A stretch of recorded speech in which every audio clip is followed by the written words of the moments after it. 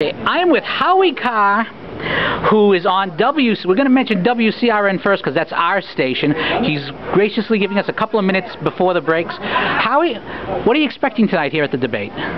I just think more of the same. It is going to be interesting, though, with a crowd of 5,000 people watching the debate. It should be a little different than most debates we've ever seen before. Quite a difference from yesterday at the Massachusetts 3rd debate. I don't think there were 160 people there, no press. And it looks like there's going to be more press here than people at yesterday's debate. Yeah, well, it's the premier Senate race in the country, and more money being spent here, and it's probably nastier than any other Senate race in the country. Now, lately, in addition to the Cherokee business, we've had the law review stuff that Bill Jacobson of Legal Insurrection has brought out. I think this has a very big chance of really throwing off Professor Warren. What do you think there? Well, I think it's very interesting that she has to report all of her outside consultants to Harvard Law School. That's something that's required, and she should release that. I mean, we need to know that. I mean, she won't release her employment application records. We know why, because it shows that she checked the boxes in Indian, which she's not.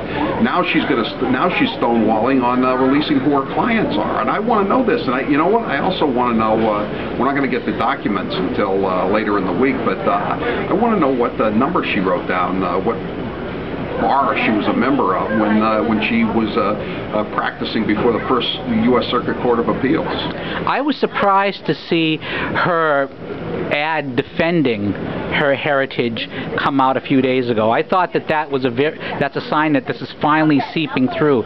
Could this be the turning point where we finally see Brown start to pull away again, or is the media going to carry him back? You know, most of the polls say it's very close. She's been ahead of him in most of the recent polls. There's a new one out today, BU. She's only ahead by 2. She was ahead 5 yesterday. Last week, Brown was ahead by 6. I don't know. I think it's rather odd that she would come up with this excuse about her parents' alleged elopement, given the fact that it's been debunked by a Cherokee genealogist named Twyla Barnes months ago. If there's one thing you would like to see at tonight's debate, what would it be? I would like to see her say, you know what, Senator Brown, you're right. I am going to release my employment applications from Harvard Law School and the University of Pennsylvania Law School, and I'm going to release all my clients. And this last question is very self-serving. As a person who's about to reach his 100th week on the air, what advice would you give to someone who is fairly new to radio in order to last long? Just keep getting as much work as you can. It's like anything else. Experience is all that matters.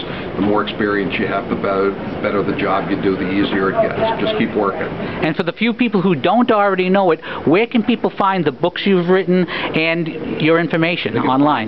They can find it at howiecarr.us or at bostonhitman.us about the books. And they can also go to any bookstore online or brick and mortar. My books are all in print. Brothers Bulger, 11 weeks on the New York Times bestseller list. Hitman, 4 weeks on the New York Times bestseller list. And the Hard Knocks, which hasn't made the New York Times bestseller. Well, let's see if our readers can get you over the top there. I hope so. Thank you very much, Howie. Thank you, Pete, from Pitch.